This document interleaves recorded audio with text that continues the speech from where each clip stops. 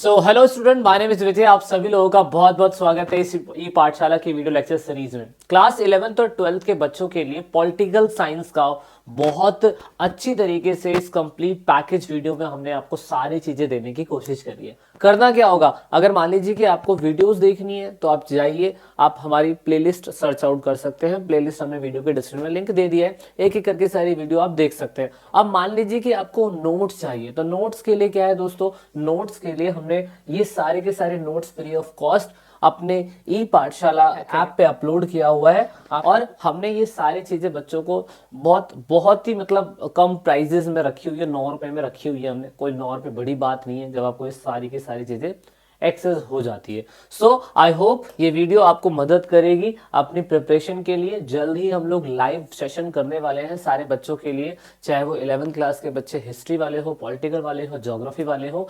ये सारी की सारी चीजें आपके साथ लाइव होने वाली है। चैप्टर 2 है हमारा, वो है new centres of power. Topic पूरे चैप्टर में क्या है, टॉपिक है पूरे चैप्टर के अंदर कि ऑल्टरनेटिव सेंटर्स ऑफ पावर बने कैसे, यही जानना जरूरी है। दूसरा टॉपिक है हमारा कि फ्यूचर के अंदर हम इनकी भूमिका किस तरीके से देखेंगे। और नया टॉपिक जो एनसीईआरटी ने हमारे साथ जोड़ा है, हमारे जज्बातों के साथ खेला है, वो ये खेला है कि एनसीईआरटी के अंदर बुक खरीद ली, वो प्रिंट नहीं हो रखा, तो ऐसी बुक बनाई क्यों तुम लोगों ने। और दूसरी बात, नया सिलेबस डाल दिया तो उसे कहा कि अलग से पढ़ो। कौन सा नया सिलेबस है, यूरोपियन यूनियन तो पढ़ेंगे, आसियान पढ़ेंगे, शार्क पढ़ेंगे, ब्रिक्स नया टॉपिक है, that is not mention in NCERT. उसके बाद नए नेशन बने जैसे रशिया, चाइना, इजराइल। इन 3 कंट्रियों के साथ भारत का रिलेशन कैसा है, ये भी एक नए टॉपिक के अंदर ऐड हुआ है। तो जब ये चैप्टर खत्म करेंगे ना, तो फिर आपको वो वाला वीडियो भी दे देंगे ताकि आपको उसके बारे में थोड़ा समझ में आए। शुरुआत होती है यूरोपियन यूनियन से। दोस्तों ये वो दौर था जब 1945 के अंदर सेकेंड वर्ल्ड वॉर के अंदर सारी कंट्रियां बिजी थी। यूरोप की बहुत सारी कंट्रियां उस समय जापान और साथ में जर्मनी को हराने के लिए साथ में आई थी, क्योंकि वो दौर था जिस समय जर्मनी ना पूरे यूरोप की बैंड बजाने पे लगा हुआ था। जर्मनी अगर होता ना तो आज दुनिया का सबसे पावरफुल कंट्री जर्मनी ही बनता। और हिटलर की तानाशाही को खत्म करने के लिए इन लोगों ने स्टेप लिया। अब जब इन लोगों ने स्टेप लिया तो आप कह सकते हैं कि सेकेंड वर्ल्ड वॉर के टाइम पीरियड पे यूरोपियन यूनियन की सारी इकोनॉमिक बिल्कुल शैटर्ड हो गई थी। बहुत ज्यादा ये लोग बेचारे घबरा गए थे, परेशान हो गए थे। हिटलर हमें अभी मार देगा, सारा पैसा इनका धन जो है वो वॉर में खर्चा हो गया। अब खर्चा हो गया तो उस टाइम पीरियड पे पूरे यूरोप 2 हिस्सों में बट गया, एक हिस्सा दोस्ती में और एक हिस्सा दुश्मनी में। क्यों? क्योंकि जर्मनी से सारे खिलस्ते थे, जर्मनी को हराने के लिए कुछ अलग कंट्री बनी, और पोलैंड ये सब यूएसएसआर जो थी वो अलग कंट्री बनी। वो कारण क्या था, आइडियोलॉजी, जो आपने फर्स्ट चैप्टर बन गया उसमें आपने पढ़ लिया कि किस तरीके से 2 गुट है जो आपस में बट गए थे। तो दोस्तों हुआ क्या, 2 ग्रुप जब आपस में बटे तो भाई अमेरिका जो एक आइडियोलॉजी बनाता है वो थी कैपिटलिस्ट आइडियोलॉजी। वो कहती है कि जितने भी यूरोप की कंट्री हैं वो कैपिटलिस्ट होनी चाहिए, उनकी सोच पूंजीवादी होनी चाहिए। तो यहाँ पे आप कह सकते हैं एक आपके यहाँ पे अमेरिका के राष्ट्रपति आपको देखने को मिलेंगे, हैरी ट्रूमैन। इनका नाम हैरी ट्रूमैन है, राष्ट्रपति है। ट्रूमैन ने एक सिद्धांत दिया और इसे हम ट्रूमैन डॉक्ट्रिन बोलते हैं। बच्चों पेपर के लिए बहुत ज्यादा जरूरी होने वाला है। ड्यूरिंग कोल्ड वॉर और सोवियत यूनियन का जिस तरीके से एक्सपेंशन बढ़ रहा था, उन्होंने स्टेटमेंट दी थी। हैरी ट्रूमैन क्या बताते हैं, हैरी ट्रूमैन बताते हैं कि अगर हमें सोवियत संघ की विचारधाराओं को या उनकी किसी भी प्रकार की आइडियोलॉजी को रोकना है या खत्म करना है तो मेरे सिद्धांत को रामबाण की तरह इस्तेमाल करिए। उन्होंने कहा कि हमें यूएसएसआर की पावर को रोकना है तो आपने पूरी तरीके से उनसे किसी प्रकार की दोस्ती नहीं करनी है। दूसरा यहाँ पे क्या हुआ, जैसे ही सेकेंड वर्ल्ड वॉर खत्म होता है तो वेस्टर्न यूरोप की जितनी भी कंट्रियां थी उनकी इकोनॉमी खराब हो जाती है। तो अमेरिका ने एक गेम खेला। क्या गेम खेला, उन्होंने 23 अप्रैल 1947 के टाइम पीरियड पे सोवियत यूनियन से पूरी तरीके से नाता खत्म करने के बाद उन्होंने मार्शल प्लान लागू कर दिया।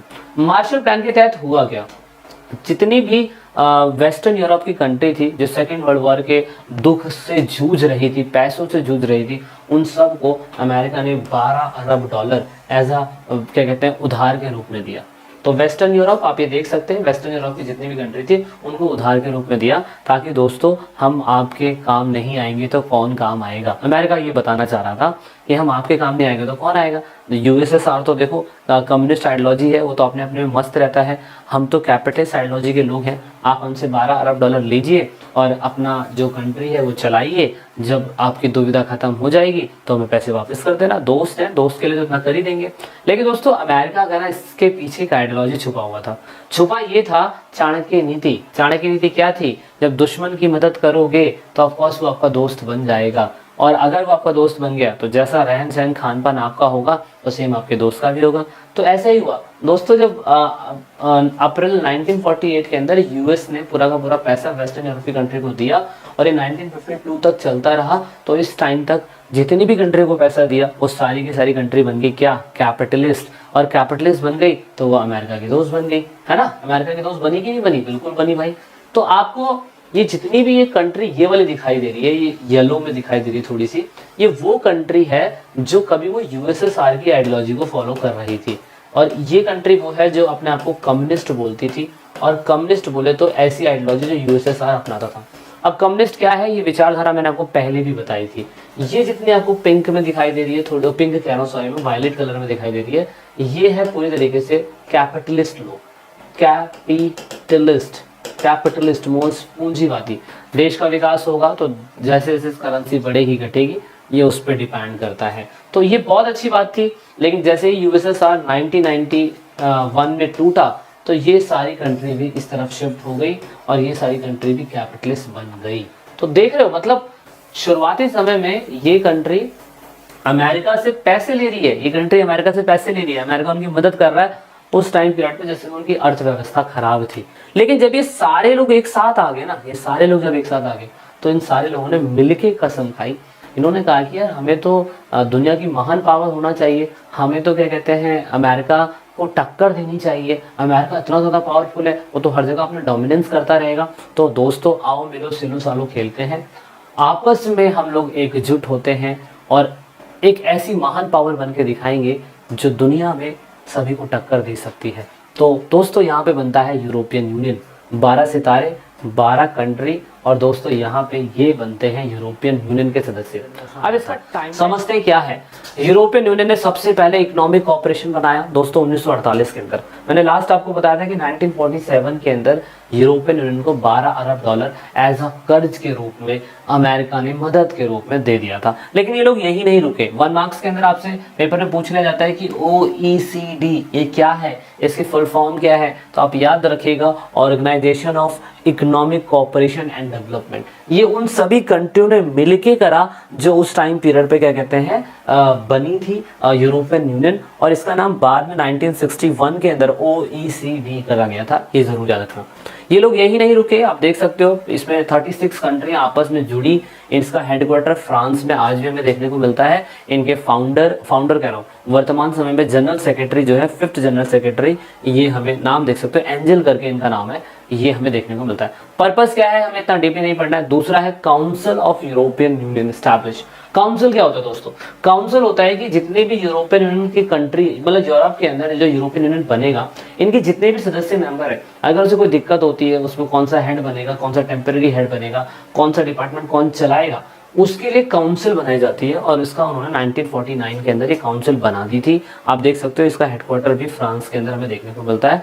वर्तमान समय में आप देख सकते हो इनकी जनरल सेक्रेटरी जो है ये है, इनका नाम मारिजा करके इनका नाम है। और उस टाइम पीरियड पे काउंसिल बनाई गई थी, और काउंसिल बनाने का मेन मकसद यही होता है कि भैया जितने भी यूरोपियन यूनियन की कंट्री होगी उनको समय समय पे यहाँ पे मीट करना पड़ेगा। दूसरी बात आती है यूरोपियन इकोनॉमिक कम्युनिटी, ये 1957 में बनाया। इकोनॉमिक्स कम्युनिटी बोलते हैं इसे, European economic community, European community बोल लो, कुछ भी बोल लो, अभी भी चल रहा है। ये समय समय पे रुके नहीं, आपस में एक दूसरे को मदद करने के लिए इकोनॉमिक के बिहाफ पे ये बनाया गया था। 1952 के अंदर फाइनली ये सब चीजें छोटी छोटी होने लग गई थी। इन सारी कंट्री ने मिलकर बना दिया यूरोपियन यूनियन। यूरोपियन यूनियन इन्होंने क्या करा, साइन करा इन्होंने 7 फरवरी 1992 के अंदर, पर ये इफेक्टिव में आया 1 नवंबर 1993 के अंदर। याद रखना आपके पेपर के अंदर ये भी जरूरी है, ट्रीटी ऑफ एम्स्टर्डम क्या है, ट्रीटी ऑफ नीस क्या है, ट्रीटी ऑफ लिस्बन क्या है। ये आपकी एनसीईआरटी में मेंशन नहीं है, पर मैं आपकी वीडियो के अंदर इसको काफी अच्छी तरीके से कवर करूंगा, आपको जानना जरूरी है। जिस दिन ये सारी कंट्री आपस में मिली और साइन करा इन लोगों ने, तो उस संधि को कहते हैं ये लोग मैस्ट्रेट ट्रीटी। पेपर के अंदर 2 मार्क्स का क्वेश्चन आता है। आप बताइए मैस्ट्रिक्ट ट्रीटी क्या है। तो आप याद रखना है यूरोपियन यूनियन जिस समय फाउंड हुआ था तो नीदरलैंड के अंदर इस सभी कंट्री ने मिलकर इसे साइन करा था और नीदरलैंड की कैपिटल का नाम मैस्ट्रिच है और मैस्ट्रिच के अंदर ये साइन करा गया था, इसीलिए संधि का नाम है मैस्ट्रिक्ट था। उसके बाद 1999 के अंदर ट्रीटी ऑफ एम्स्टर्डम हुआ था, इसमें नई कंट्री को ऐड करा गया था। 2003 के अंदर एक नई कंट्री मतलब 2003 के अंदर ट्रीटी ऑफ नीस बना। इसका मतलब ये था कि एक साथ 13-14 कंट्रियां इसके अंदर आई थी, इसी वजह से ये ट्रीटी ऑफ नीस बना। देन ट्रीटी ऑफ लिस्बन जो है इसमें ये था कि जो कंट्रियां आपके यूरोपियन यूनियन को छोड़ के जाना चाहती है वो इस संधि के तहत जा सकती है। तो ये सब इसमें हुआ। फाइनली यूरोपियन यूनियन का झंडा ऐसा है कुछ। इस यूरोपियन यूनियन के अंदर 12 सितारे हैं। यूरोप के लोगों को 12 जो अंक है वो बड़ा लकी लगता है, इसी वजह से हमें ये चीज़ देखने को मिलती है। तो जो 12 सितारे हैं ये पूरी तरीके से यूरोपियन यूनियन के बारे में बताते हैं कि किस तरीके से यूरोपियन यूनियन एकता का और एक तरीके से मैं कह सकता हूँ समग्रता, मेल मिलाप और एकता का प्रतीक है। 12 संख्या जो है उनकी परंपरा, उनकी पूर्णता, समग्रता और एकता का प्रतीक माना जाता है। आपकी बुक के अंदर टाइमलाइन जो है ना ये वाली बहुत ज़्यादा ज़रूरी है, आपके पेपर के लिए बहुत ज़्यादा ज़रूरी है, क्योंकि यहाँ के टाइमलाइन से बहुत सारा आपके एग्जाम के अंदर आता है। जैसे एग्जाम्पल के लिए मैंने आपको बताया था कि 91 के अंदर 92 के अंदर ये एक संधि हुई, ठीक है, ये मैस्ट्रिक्ट संधि है, ये यहाँ पे आप देख सकते हो। 1993 के अंदर इन लोगों ने एकीकृत बाजार का गठन करा। इसका मतलब क्या होता है? एकीकृत बाजार का गठन करने का मतलब होता है कि इन्होंने पूरी मार्केट के अंदर, पूरे यूरोप के अंदर एक सिंगल करेंसी बना दी, वो थी यूरो करेंसी। ये बहुत अच्छी बात थी, इन्होंने बताया। और फिर फाइनली इन लोगों ने सिंगल मार्केट 1993 जनवरी में करा। जनवरी 2002 के अंदर इन्होंने एक यूरो नई मुद्रा बनाई जिसको 12 देशों ने अपनाया। 2004 के अंदर इतनी सारी कंट्रियां जो है वो यूरोपियन यूनियन का पार्ट बन गई। 2007 में बुल्गारिया, रोमानिया, ये वो कंट्री है जो यूएसएसआर का पार्ट थी, वो इसका पार्ट बन गई। 2009 में ट्रीटी ऑफ लिस्बन लागू करा गया, ये इंपॉर्टेंट है। दूसरी बात, 2012 के अंदर यूरोपियन यूनियन को शांति पुरस्कार मिला। 2013 के अंदर लास्ट कंट्री है जो क्रोएशिया, अभी 28वां सदस्य बनी। याद रखना टोटल मेंबर 2013 तक यूरोपियन यूनियन के अंदर 28 थे। अगर वर्तमान समय में आपसे पूछे कितने हैं तो 27 आपने लिखने पड़ेंगे। कारण क्या है? क्योंकि उसमें से 2016 के अंदर ब्रिटेन जो है वो निकल गया था। जरूर याद रखना, वो ब्रिटेन यूरोपियन यूनियन से बाहर निकल गया, इसीलिए ये कंट्री नाम जो है ब्रिक्स बन गया, जो कंट्री इसके साथ जुड़ी हुई है, ठीक है। तो वर्तमान समय में 27, 2013 तक 28। अब एक जेन्युइन क्वेश्चन, यूरोपियन यूनियन को अगर कोई पावरफुल बनाती है तो क्या है? कैपिटल उसके ब्रसेल्स में है, यूरोपियन यूनियन के 28 सदस्य देश हैं, यूनिटी एंड द डाइवर्सिटी इनका मोटो है, इनका खुद का गाना है, इनकी खुद की करेंसी है, इनका खुद का संविधान है, इनको 2012 में नोबेल पुरस्कार मिला हुआ है और इनका खुद का फाउंडिंग डेट वगैरह है। ये आप इसको क्या बोल सकते हो कि इसे पावरफुल बनाती है। दूसरी, यूरोपियन यूनियन का सबसे इंपॉर्टेंट बात क्या है? इकोनॉमिक और पॉलिटिकल यूनियन भी है।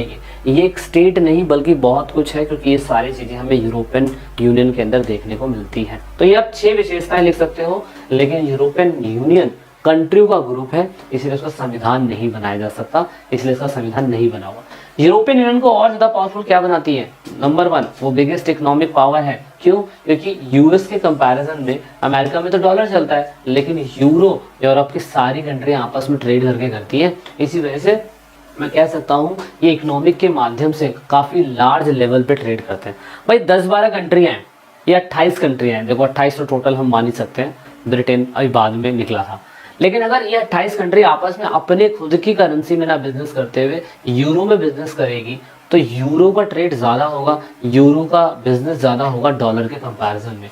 तो एक एनसीईआरटी डेटा के हिसाब से आपके बुक में डेटा भी दे रखा है, ठीक है। दूसरी बात, WTO, G8, G20 तो अभी करंटली ट्रेंडिंग में चल ही रहा है, ये भी इकोनॉमी के माध्यम से देखा जाए तो 28 कंट्री जो भी यूरोपियन यूनियन का मेंबर बनी है वो इनका मेंबर भी है, तो यहाँ पे भी उनका इन्फ्लुएंस काफी ज्यादा दिखाई देता है। जीडीपी के कंपैरिजन में देखें तो सारी कंट्री जो इसकी मेंबर बनी हुई है, अगर उसका सारा जीडीपी हम जोड़ ले तो दुनिया की सबसे बड़ी अर्थव्यवस्था दूसरे नंबर पे यूरोपियन यूनियन की आती है अमेरिका के बाद।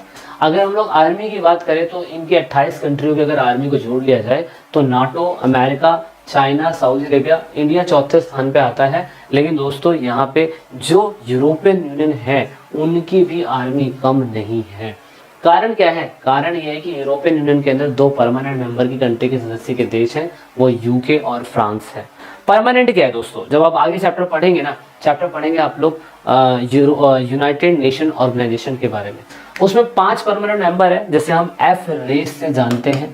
एफ रेस क्या है, आप देख सकते हो France, Russia, America, China and England, लेकिन उसमें से फ्रांस और इंग्लैंड इसी के पार्ट के वो है, फ्रांस और इंग्लैंड इसी के सदस्य हैं, तो इसलिए ये यूनियन और ज़्यादा पावरफुल हो जाती है, क्योंकि इनके पास न्यूक्लियर वेपन है, न्यूक्लियर पावर जैसी चीज़ें हैं, ये हमने देख लिया था। ठीक है, तो ये चीज़ ज़्यादा इंपॉर्टेंट है। यूरोपियन यूनियन ने अंतर्राष्ट्रीय लेवल पर संचार और उद्योग जो है दुनिया के अंदर दूसरे स्थान पे इन्हीं लोगों का है। अब यूरोपियन यूनियन की अगर अच्छी बात है तो यूरोपियन यूनियन की बुरी भी बात है। बुरी बात क्या है, कभी कभार कंट्री के बीच में ना फॉरेन रिलेशन को लेके मेल मिलाप ढंग से बैठ नहीं पाता है। एग्जाम्पल के लिए क्या है, यूएस और यूके एक साथ रहते हैं अच्छा, लेकिन जर्मन और फ्रांस कभी कभार इनसे खफा हो जाते हैं। एग्जाम्पल के लिए यूएसए ने क्या करा, यूएसए ने पूरी तरीके से एक बार अटैक कर दिया था, क्या कहते हैं, इराक के ऊपर, और उस समय यूके सपोर्ट कर रहा था अमेरिका को, लेकिन जर्मनी और फ्रांस इस चीज़ के खिलाफ थे कि ऐसा नहीं करना चाहिए था भाई यूके को। जबकि थैचरेस करके वहाँ पे क्या कहते हैं प्राइम मिनिस्टर यूनाइटेड किंगडम की थी, उन्होंने ये कह दिया था कि भाई हम यूरोपियन मार्केट को अपनी कंट्री से अलग रख रहे हैं। और या जब आप 28 सदस्य के देश के मेंबर हो और अगर आपसे कोई यूरोपियन यूनियन की कंट्री का मेंबर आपसे बिजनेस करना चाहता है तो सिंगल मार्केट सिस्टम होना चाहिए, लेकिन इस कंट्री ने कहा कि नहीं, हमारा जो मार्केट ट्रेडिंग सिस्टम है वो अलग होगा। ऐसी डेनमार्क और स्वीडन है, उन्होंने मैस्ट्रिक्ट संधि पे साइन तो करा, लेकिन जो सिंगल करेंसी वाला सिस्टम था यूरो, उन्होंने कहा, डेनमार्क कह रही थी कि हम लोग यूरो में बिजनेस नहीं करेंगे क्योंकि हमारी व्यवस्था उस प्रकार की नहीं है जैसी होनी चाहिए। तो ये अब हम बात क्या करने जा रहे हैं और एनसीईआरटी आपसे क्या पूछता है इन पेपर के अंदर, आने वाले एग्जाम के अंदर किस किस टाइप के क्वेश्चंस आपसे पूछ सकता है, थोड़ा सा उसके बारे में डिटेल में बात कर लेते हैं। देखिए, यूरोपियन यूनियन, इससे पहले हमारा एक पहला चैप्टर था, अब मतलब चैप्टर क्या है, एक टॉपिक था जो हमने पढ़ लिया, उसके बाद था ASEAN, association south east nation, क्या है, ASEAN east nation, ASEAN, ASEAN, ASEAN, association south east nation. दोस्तों, अगर हम बात करें तो हमने पहले वीडियो में बात करी थी कि यूरोपियन यूनियन खास क्यों है, इसकी कैपिटल इतनी अच्छी क्यों है, यूरो में ट्रेड करता है, 2 पावरफुल कंट्री इसकी ग्रुप बनी हुई है। और एज कंपैरिजन अगर हम आसियान की बात करें तो दोस्तों आसियान भी एक तरीके का इंटरनेशनल ग्रुप है जो ऑल्टरनेटिव पावर का एक निशानी कहलाता है। मतलब मैं कह सकता हूँ कि ऑल्टरनेटिव पावर है जिसका जीता जागता एग्जाम्पल ये है कि इन लोगों ने अपनी आज़ादी के बाद किसी और को साथ में जोड़ा ही नहीं। जैसे यूरोपियन यूनियन की बहुत सारी कंट्रियाँ जो थी, जो यूएसए साथ से टूट के आई, वो चाहते तो अपने रशिया के साथ एक ब्लॉक बना सकते थे, ब्लॉग वो वाला ब्लॉग में, ब्लॉग मीन्स एक तरीके का ग्रुप बना सकते थे, लेकिन उन्होंने ज़्यादातर क्या कहते हैं यूरोपियन यूनियन के साथ आना ज़रूरी समझा। ऐसा ही आसियान की कंट्री जो गरीब थी, लेकिन उन लोगों ने एक दूसरे का साथ नहीं छोड़ा। आइए बात करते हैं कि ये आसियान एक ऑल्टरनेटिव सोर्स क्यों है। पेपर के अंदर एक क्वेश्चन आया था लास्ट ईयर में, जब बच्चों को मैं लाइव सेशन कराता था, उसमें ये क्वेश्चन आया था कि यूरोपियन यूनियन में और आसियान के बीच में डिफरेंस क्या है, ये बताइए। अगर आप चैप्टर को बारीकी से पढ़ रहे हैं ना, तो आपको काफ़ी अच्छी तरीके से समझ में आ जाएगा कि डिफरेंस क्या है। पहले मैं टॉपिक को कंप्लीट करता हूँ, फिर मैं आपको बताता हूँ कि असल में इसमें डिफरेंस कैसे आपको निकालना होगा। Association of south east nation, Hindi में दक्षिणी पूर्वी राष्ट्रों का संघ बोलते हैं। मेंबर ऑफ कंट्रियां टोटल 10 है।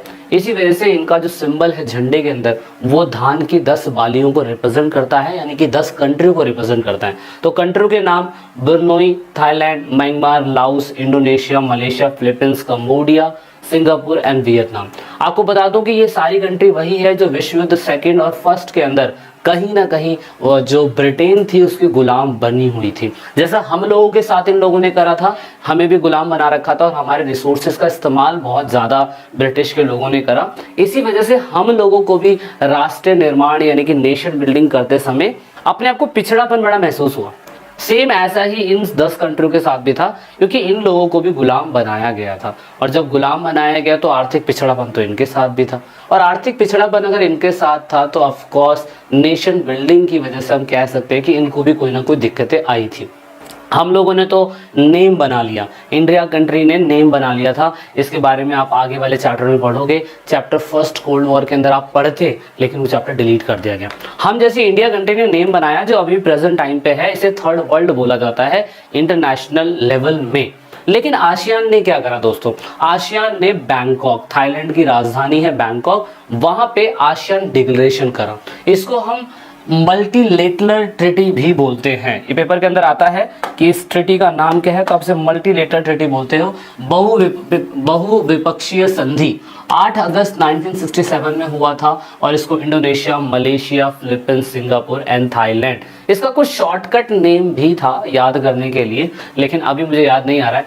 थाईलैंड के अंदर क्या कहते हैं, उसकी राजधानी बैंकॉक में होता है, इसलिए इसको बैंकॉक एग्रीमेंट के नाम से जाना जाता है। शुरुआती समय में 5 कंट्रियों ने मिलकर क्या डिसाइड करा, हम लोग आपस में एक दूसरे की मदद करेंगे और हम किसी दूसरी कंट्री के साथ नहीं जाएंगे। ये एक अच्छी बात थी। तो यहाँ पे फाउंडिंग मेंबर कौन से बने, फाउंडिंग मेंबर बने ये लोग। अच्छा, अगर आप लोग इतने ही जानकार हैं तो मुझे नेम के भी 5 फाउंडिंग मेंबर, 5 कंट्रियां जिन्होंने नेम बनाया वो कौन कौन सी थी मुझे कमेंट करके बताना जरूर, क्योंकि इससे आपको ये पता चलेगा कि आपको ये भी 5 कंट्रियां पता है और जो नेम जिन्होंने बनाया था 5 कंट्रियों ने मिलके वो भी पता चल जाएगा। अच्छा, बाद में कौन कौन सी कंट्री जुड़ी, Brunei Darussalam, Vietnam, Laos, Myanmar, Cambodia, ये सारे लोग बाद में जुड़ गए। अच्छा, क्या इंडिया इसका पार्ट है? No, India is not the part of ASEAN. याद रखना, इंडिया बिजनेस करता है, इनके सिलेक्टेड कंट्री के साथ बिजनेस करता है, पर आसियान सिर्फ 10 कंट्रियों के लिए ही बनाया गया था। जैसे इंटरनेशनल लेवल पर यूएन ने एक राष्ट्रीय मंच बना रखा है, ऐसे इन लोगों ने, जो कंट्री इनके साथ जुड़ना चाहती है, उनके साथ भी इन लोगों ने आसियान रीजनल फॉर्म बनाया। चलिए आगे पढ़ेंगे उसके बारे में। लेकिन अब आसियान जब बना तो आसियान ने खुद का एक क्या कहते हैं, एक आधिकारिक राष्ट्रीय गान बनाया। एक अच्छी बात है। फाइनली इनके लिम जोक हो करके इनके क्या कहते हैं, वो है ऑफिशियल, मैं कह सकता हूँ ऑफिशियल, मतलब जैसे होता नहीं है कि ग्रुप के मेंबर का हेड जो होता है वो ये हेड है, जिसे हम जनरल सेक्रेटरी भी बोलते हैं, वर्तमान समय में ये है। आसियान के फ्लैग का डेफिनेशन आपको पता होना चाहिए। आसियान में 10 धान की बालियां जो हैं किसको रिप्रेजेंट करती है, आसियान के झंडे का मतलब क्या है, जिसका मतलब फ्रेंडशिप है, यूनिटी है, यूनिटी इन डाइवर्सिटी है, सॉलिडरिटी है, मतलब बहुत सारी मीनिंग है। तो आपको आसियान फ्लैग के बारे में और साथ में यूरोपियन फ्लैग के बारे में पता होना चाहिए। दोस्तों, जब समय बढ़ा तो आप कह सकते हैं कि आसियान के अंदर आप अगर देखें तो आसियान का जो हेडक्वार्टर है, वो एक क्वेश्चन है कि आसियान का हेडक्वार्टर है कहाँ। जैसे यूरोपियन यूनियन का हेडक्वार्टर हमें पता था, वो बेल्जियम के अंदर हमें देखने को मिला है ना। बेल्जियम में हमें आसियान का, यूरोपियन यूनियन का हेडक्वार्टर देखने को मिलता है। लेकिन आप मुझे बताइए कि आसियान का हेडक्वार्टर है कहाँ। तो मैं आपको बता दूं, आसियान का हेडक्वार्टर प्रेजेंट टाइम में इंडोनेशिया के अंदर जकार्ता में आपको मिलेगा। ओके, जकार्ता, कहाँ पे, जकार्ता, ठीक है, यहाँ पे आपको इसका हेडक्वार्टर देखने को मिलेगा। और ये है पूरी की पूरी साउथ ईस्ट एशियन नेशन की कंट्री जो आपस में एक दूसरे की मदद करती हैं। इनको किसी से मतलब नहीं होता है, ये एक अच्छी बात है। और इन्होंने खुद का अपना सचिवालय, हेडक्वार्टर जो है वो बना रखा है। अगर आप नक्शे में देखें तो आपको बहुत एनसीईआरटी के अंदर बड़ी ही क्लियर तरीके से पता चल जाएगा। Myanmar, Laos, Thailand, Cambodia, Vietnam, Brunei Darussalam, Singapore, Indonesia, सब आपको यही मिल जाएगा। ठीक है, तो ये थोड़ा सा ईजी है आपके लिए जानना और आपको ये भी पता चल चुका है।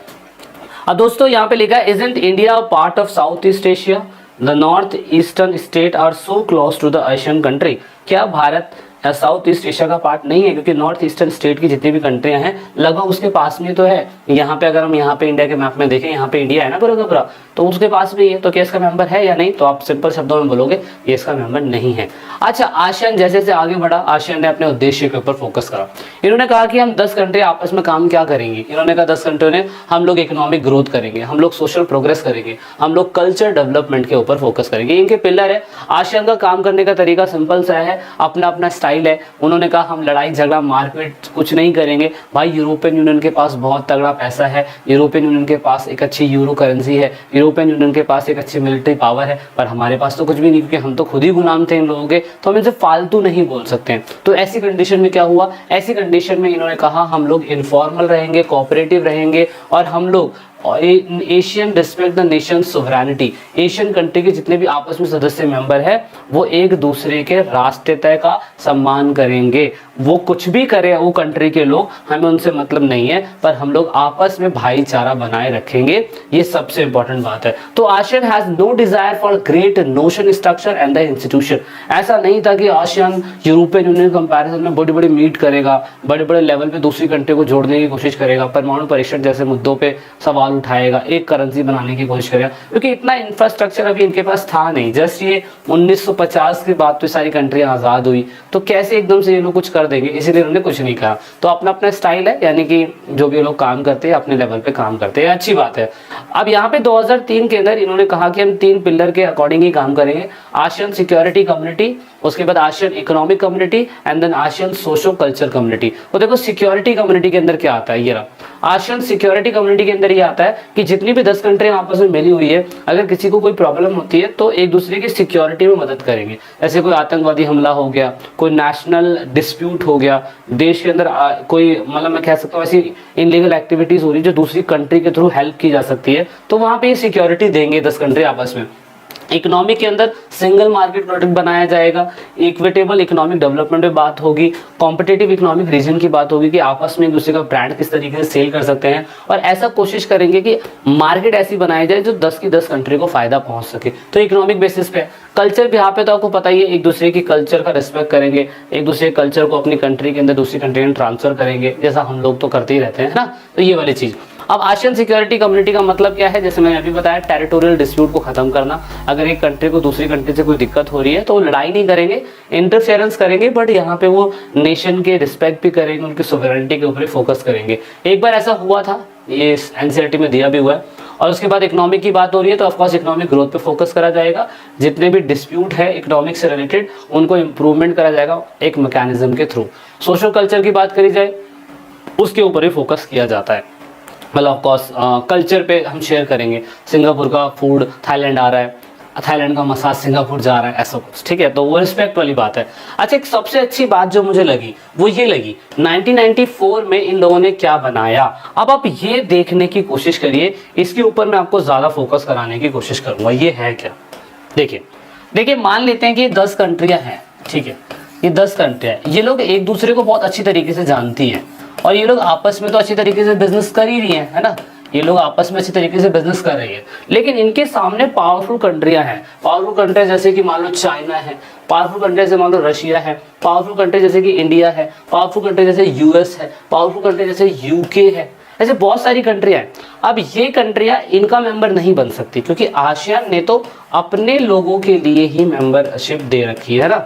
और भाई यहाँ पे यूके, यूएसए, चाइना, उसके बाद रशिया एंड देन इंडिया, भाई ये तो इनके लेवल में बहुत बड़े हैं। तो ऐसे में क्या करा गया, ऐसे में ये कहा गया कि जितनी भी बड़ी बड़ी कंट्रियां हैं, अगर हमसे मेल मिलाप या बातचीत करना चाहती है तो ऐसे में हम आप सभी लोगों के लिए एक मंच बना रहे हैं। एक मंच में क्या होगा, इस मंच में इसे हमने आसियान रीजनल फोरम कहा है, ये 1994 के अंदर बनाया गया। इसमें ये कहा गया कि ये एक अलग मंच होगा। यूएन के कंपैरिजन में तो आपको पता है कि यूएसए की ज्यादा चलती है, रशिया की ज्यादा, चाइना की ज्यादा चलती है, तो वहां ये छोटी कंट्रियां ना उन 195 कंट्री के बीच में ज्यादा फालतू नहीं बोल सकती।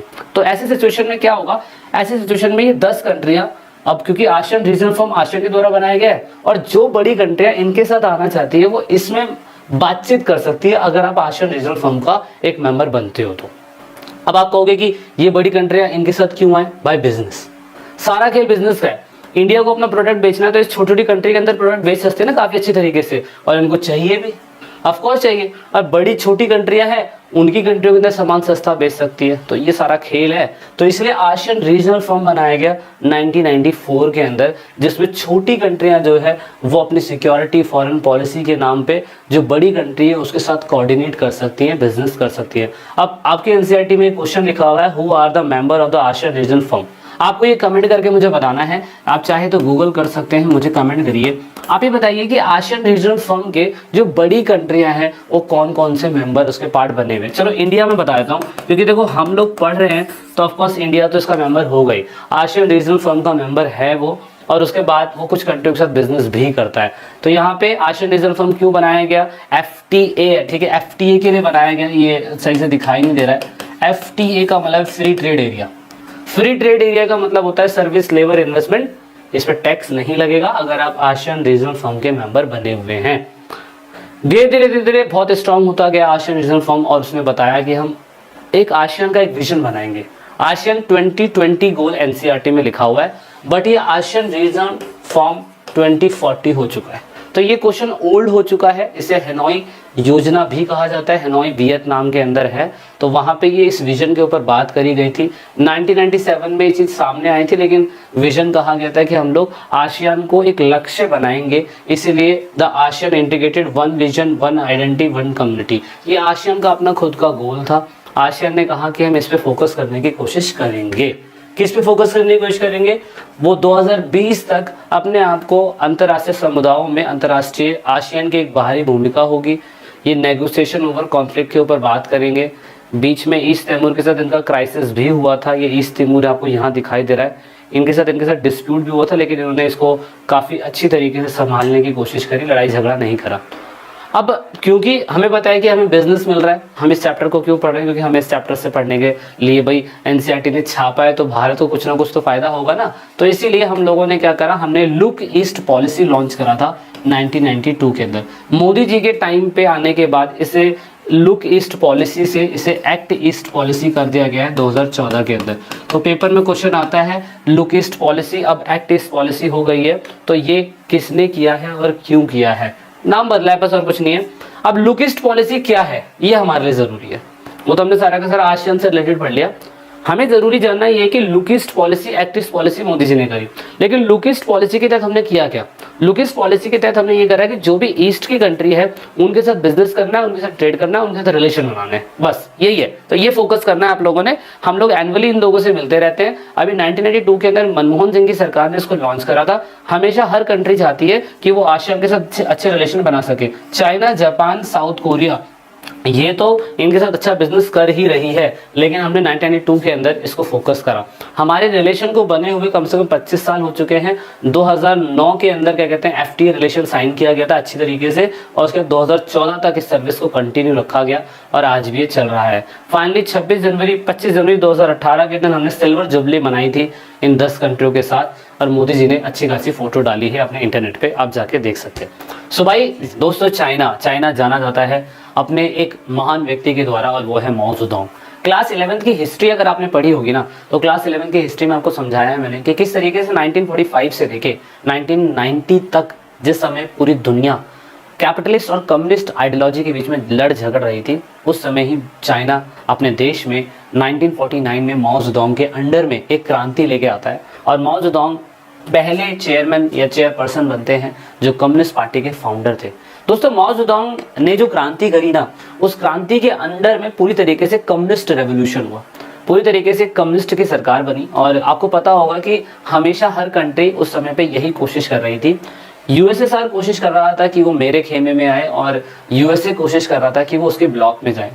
अब चाइना देश आज़ाद हो रहा है, चाइना देश के अंदर एक क्रांति चल रही है, तो यूएसए सोच रहा है कि वो उसी की आइडियोलॉजी को अपनाए, लेकिन चाइना एक आइडियोलॉजी अपनाता है, और वो है कम्युनिस्ट आइडियोलॉजी, क्योंकि इसकी विचारधारा ही पूरी तरीके से सोवियत मॉडल पर बेस्ड थी। 1947 हमारा भारत देश आज़ाद होता है, 1949-48 के अंदर चाइना आज़ाद होता है। उस टाइम पीरियड पे क्योंकि इनके देश में बिल्कुल प्योर तरीके से सोवियत मॉडल अपनाया गया था, हमारी कंट्री के अंदर मिक्स मॉडल अपनाया गया था।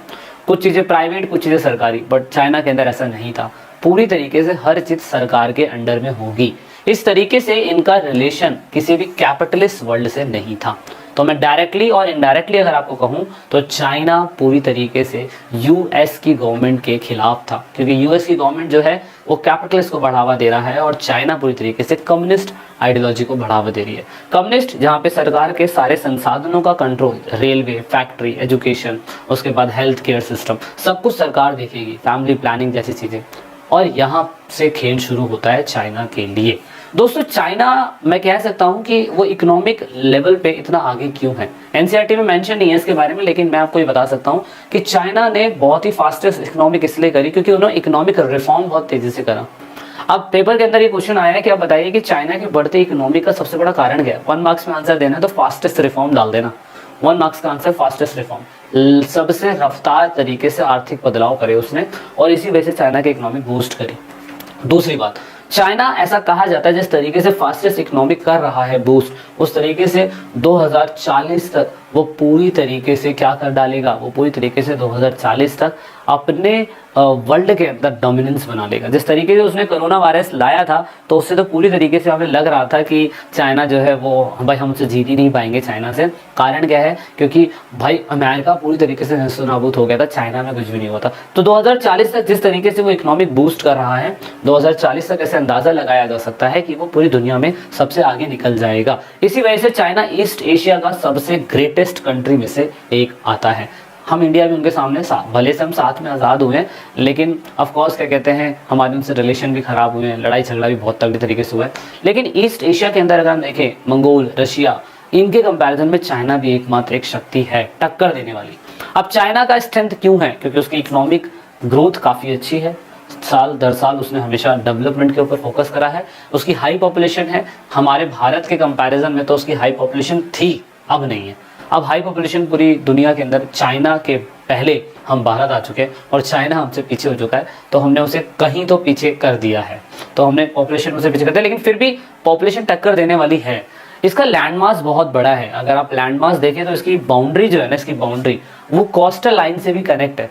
तो किसी देश की कोस्टल लाइन कनेक्ट हो और उसके बाद इसकी बाउंड्री इतनी बड़ी है, तो इसके अंदर बहुत बड़ी मात्रा के अंदर हमें फर्टिलाइज लैंड, डेजर्ट प्लेस और बहुत सारे हमारे मिनरल्स और मिल जाते हैं चाइना के अंदर, जो हमारे भारत में भी नहीं मिल रहे हैं, वो यहाँ मिल जाते हैं। तो एक अच्छी बात इसकी ये है, चाइना के अंदर नेचुरल रिसोर्स जैसे मैंने बताया आपको, बहुत सारे पेट्रोलियम है, ऑयल फील्ड है, गैस फील्ड है, ऑयल बेसिन है, माइंस है, बहुत सारे थर्मल प्लांट है, हाइड्रल प्लांट है ना, बहुत सारे आयरन, मैग्नीशियम और पता नहीं क्या क्या है, सब कुछ आप देख सकते हैं मैप के अंदर मेंशन है। तो ये प्राकृतिक लेवल पे बनता है, इससे कोई सरकार डेवलप नहीं कर सकती। क्योंकि आप लोगों ने 6-7 क्लास में ही पढ़ा है कि किस तरीके से क्या कहते हैं ये किस तरीके से हाईली डेंस्ड है और मिनरल्स रिसोर्स कई साल लगते हैं बनने के लिए। तो एक कारण ये भी है कि इसके पास नेचुरल रिसोर्स अच्छा है। रीजनल लोकेशन क्यों, जैसे मैंने कहा कि रीजनल लेवल पर अगर देखें तो देखो ना, इतना हिस्सा पानी से कनेक्ट है, पानी से कनेक्ट है, तो भाई जिसके पास लैंड सर्फेस के साथ साथ पानी का लैंड कॉस्ट है ना, उसको बड़ा फायदा होता है। तो चाइना को भी बड़ा फायदा हो रहा है, हमें भी फायदा हो रहा है। पॉलिटिकल इन्फ्लुएंस, अब आप कहोगे कि यार ये तो नेगेटिव पॉइंट है, नहीं, ये भी पॉजिटिव पॉइंट है। देखो भारत के अंदर अगर किसी की सरकार, जो भी नेता भारत के अंदर आता है ना, वो कुर्सी के लड़ने के लिए आता है, क्योंकि जब तक वो सत्ता पे है, जब तक उसकी चलती है, जब वो सत्ता से हट जाता है उसकी कुछ नहीं चलती है। जैसे अभी प्रेजेंट टाइम पे कांग्रेस का हाल आप देख सकते हो, बीजेपी की सरकार मजे लूट ली बहुत अच्छी तरीके से, क्योंकि वो पावर में है। लेकिन यहाँ पे चाइना के अंदर ऐसा नहीं है। चाइना के अंदर एक ही सरकार है, जब देश आजाद हुआ था जब से लेकर आज तक वही सरकार पावर में होती है, तो उससे कोई फालतू बोल ही नहीं सकता, उस सरकार से फालतू कोई नहीं बोल सकता। तो इस तरीके से पॉलिटिकल इन्फ्लुएंस भी इस देश की आज़ादी का एक कारण है। आप लोगों ने क्लास 9th और 10th में पढ़ा होगा कि डेमोक्रेटेड और नॉन डेमोक्रेटेड सरकार को अगर हम देखें तो नॉन डेमोक्रेटेड सरकार का डेवलपमेंट रेशियो डेमोक्रेटेड सरकार के कंपैरिजन में ज़्यादा अच्छा होता है। क्योंकि डेमोक्रेटेड गवर्नमेंट, लोकतांत्रिक देश, उसमें किसी भी डिसीजन को लेने के लिए जनता से पूछना पड़ता है। और हमारे भारत के देश की जनसंख्या जैसे यूनियन सिविल कोर्ट आने वाला है, इस पर चर्चा बड़ी तरीके से चल रही है, बड़ी गंदी तरीके से चल रही है। तो देश में देखो कितना डिबेट है, कितना डिबेट है, किसी की कुछ सोचे, किसी की कुछ सोचे। वहीं अगर नॉन डेमोक्रेटेड कंट्री की बात करी जाए, नॉन डेमोक्रेटेड मतलब मैं कह सकता हूँ सारा रूल्स किंग या सरकार के हाथ होता है। नॉर्थ कोरिया, चाइना, रशिया, ये किसी से पूछते नहीं है, लागू कर देते हैं, जनता कुछ नहीं बोल सकती। तो यहाँ पे एक पार्टी है जिसे हम कम्युनिस्ट पार्टी ऑफ चाइना बोलते हैं, CPC, ये रूलिंग पार्टी है। आप देख सकते हो 1921 से लेके आज ये अभी तक चल रही है। इसके जनरल सेक्रेटरी शी जिनपिंग है, 98 ईयर्स हो चुके हैं सरकार को चलते चलते। उसके अपोजिट में कोमिंताक पार्टी है, चाइना डेमोक्रेटिक लीग है, ये सारी पार्टियां हमेशा नीचे ही रहती हैं। ये कभी पार्टी ऊपर नहीं जा सकती कम्युनिस्ट पार्टी ऑफ चाइना के। क्यों? क्योंकि इनका डोमिनेंस बहुत तगड़ा है, समझ रहे? तो ये एक सबसे बड़ा लॉस है। लॉस क्या, फायदा है इनके लिए। तो अब कम्युनिस्ट रिपब्लिक ऑफ चाइना ज़्यादातर अपने रिसोर्स की वजह से डेवलप हो रही है। इसके पास ज़्यादातर अपनी खुद की इंडस्ट्री जो है, जो भी इंडस्ट्री सेक्टर है वो स्टेट के ओन पे है, और एग्रीकल्चर कहीं कहीं पे प्राइवेट चलता है। वो रिफॉर्म के बाद हुआ था। इंस्टेंट ऑफ फॉरेन टेक्नोलॉजी, ये लोग बाहर की टेक्नोलॉजी का इस्तेमाल करते ही नहीं है। सिंपल सी बात है, दूसरी कंट्री से रिलेशन बनाना क्यों है भाई? देखिए, चाइना खुद के प्रोडक्ट बना रहा है, चाइना खुद की ही टेक्नोलॉजी बना रहा है। जब देश 1950 में आज़ाद भी हुआ था, 1950 के टाइम पीरियड में, तो उस टाइम पीरियड पे भी टेक्नोलॉजी इन्हीं की थी, इन्हीं की ही टेक्नोलॉजी का इस्तेमाल हो रहा है, इन्हीं की सारी चीज़ों का इस्तेमाल हो रहा है। तो उस टाइम पीरियड पे आप ये कह सकते हैं कि टेक्नोलॉजी अगर इनकी इस्तेमाल ये लोग कर रहे हैं तो बाहरी कंट्री से रिलेशन बनाने की जरूरत ही नहीं है। और यहीं पे ये केस हो रहा था कि ये क्यों चाहेंगे कि टेक्नोलॉजी को बाहरी कंट्री के साथ जोड़े, इसलिए इन्होंने रिलेशन नहीं बनाया, क्योंकि अपने डोमेस्टिक वंस का इस्तेमाल कर रहे हैं। कुछ भी करेंगे अपने खुद के देश का बनाया हुआ करेंगे, ये अच्छी बात है। इसकी वजह से इसकी नींव काफ़ी मजबूत हुई। एम्प्लॉयमेंट एंड सोशल वेलफेयर, सारे कल्याणकारी काम सरकार के हाथ में होते थे। एजुकेशन, हेल्थ फैसिलिटी भी काफ़ी अच्छी यहाँ पे देखी गई थी, जैसा हमारी कंट्री के अंदर नहीं था शुरुआती समय में।